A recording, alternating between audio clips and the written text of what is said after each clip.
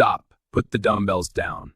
And for the love of protein, step away from that machine. I know. You walk into the gym, you see that shiny, complicated piece of equipment, and you think, yes, this is the key. This is the magic gain train to Swoleville. But here's the uncomfortable truth. Some of those metal monstrosities aren't building muscle. They're secretly sabotaging it. They're the Trojan horses of the gym floor. And today, we're exposing them. In the next 20 minutes, I'm not just going to tell you which machines are the bad guys. We are going to dismantle them. You're going to learn exactly why these 5 machines are limiting your strength, stunting your growth, and in some cases, setting you up for a date with a chiropractor. More importantly, you're going to walk out of this video with a specific 7-day game plan to swap these out for exercises that actually deliver results. We're talking about functional strength, better muscle activation, and gains that don't disappear the second you step off the machine. Ready to get your money's worth out of that gym membership? Let's go. Machine number 1, the granddaddy of false security, the Smith machine. Look at this. This bar moves on a fixed vertical plane, straight up, straight down. Now that sounds efficient, right? It's not. When you do a natural squat, your body is a pendulum. The bar doesn't go straight down. Your stabilizer muscles, your core, your glute medius, all those little guys in your feet and ankles are firing like crazy to keep you balanced. That's real strength. That's athleticism. The Smith machine takes all of that away. It forces your body into an unnatural fixed position. It's like trying to run on a bike. You're doing a movement that looks like a squat, but it's not a squat. Your knees take a beating because the bar won't let your hips move the way they're supposed to, and your stabilizers, they're on a permanent vacation. The gain here is the gain of a false sense of strength. You can load up a lot of weight on the Smith machine, but that strength doesn't translate to the real world. It doesn't build the kind of muscle that looks impressive or performs well. Look, if you have a specific injury and your physical therapist prescribes the Smith machine for controlled rehab, fine. But if you're a healthy person trying to build a superhero physique, step away. Go find a barbell or even just 2 dumbbells and squat like a human. All right, number 2, we're moving up. The seated shoulder press machine.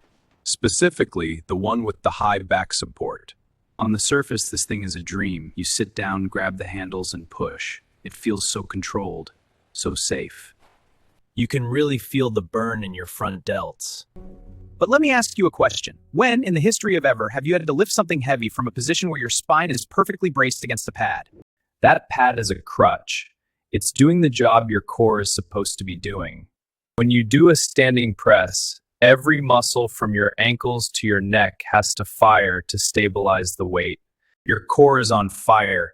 Your glutes are clenched. You're building a wall of muscle around your entire torso.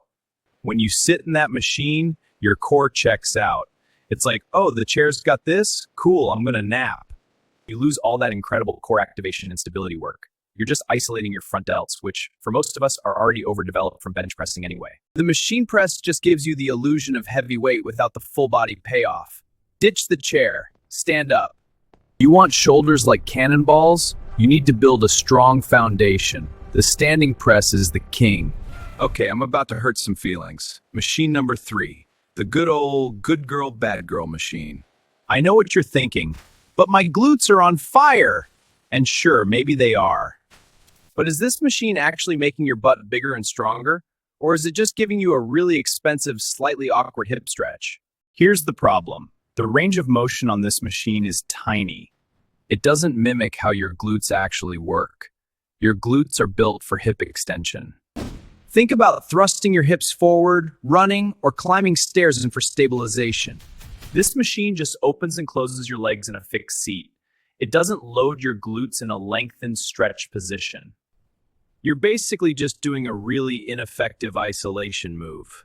If you want to grow your glutes, you need to be under tension through a full range of motion. You need hip thrusts, you need lunges, you need squats. These exercises put your glutes under a massive stretch and then an explosive contraction.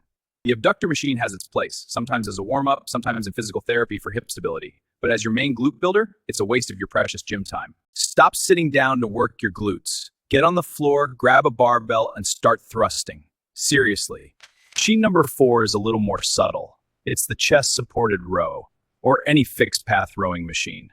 Now, wait a minute, you might be saying, this thing is great, I can really feel my back. And you're right, you do feel it.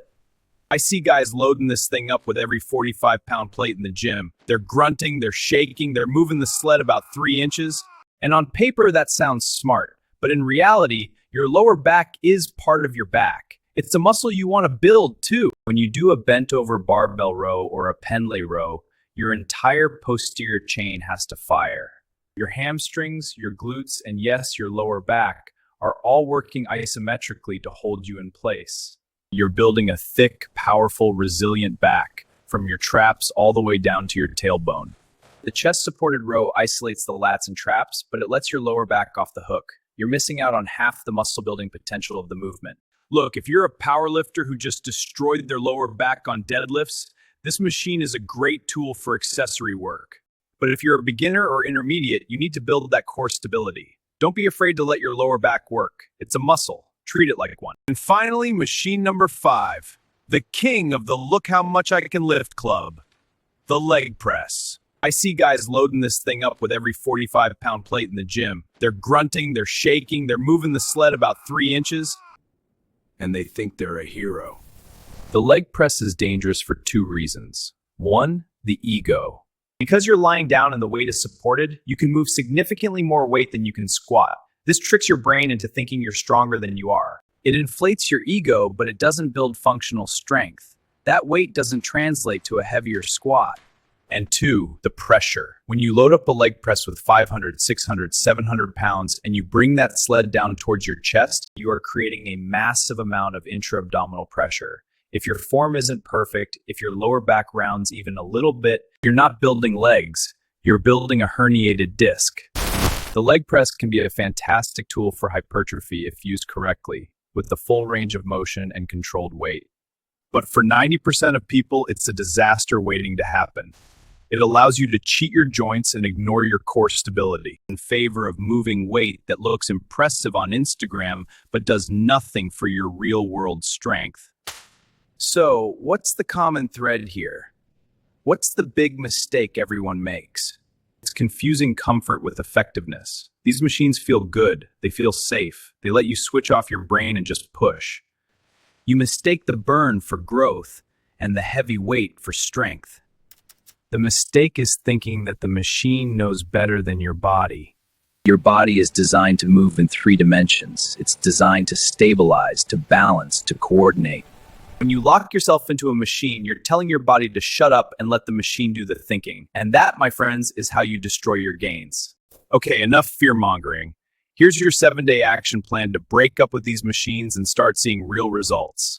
Day 1, the swap. Instead of the Smith machine squat, do goblet squats with a dumbbell. Focus on going deep and keeping your torso upright. Day 2, stand up. Swap the seated shoulder press for a standing dumbbell press. Drop the weight by 30% and focus on bracing your core. Day 3, hip dominant. Swap the abductor machine for bodyweight glute bridges. Master the mind-muscle connection. Then, on your next leg day, try barbell hip thrusts. Day 5, controlled leg press. If you must use the leg press, cut the weight in half. Perform 3 sets of 15 slow controlled reps. Pause at the bottom. Feel the stretch. No ego lifting. Day 6 and 7, practice. Go back and practice these new movements. Film yourself. Check your form. Get comfortable with being uncomfortable. Look, machines aren't the devil. They're tools. But like any tool, you have to know when to use them and when to leave them in the shed.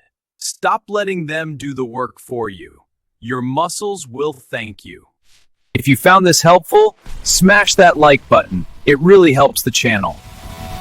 And subscribe if you want to actually build muscle, not just move metal. Next week, we're breaking down the real reason your bench press has stalled. Hint, it's not your chest. I'll see you then. If you found this video valuable, don't forget to subscribe, like, and share.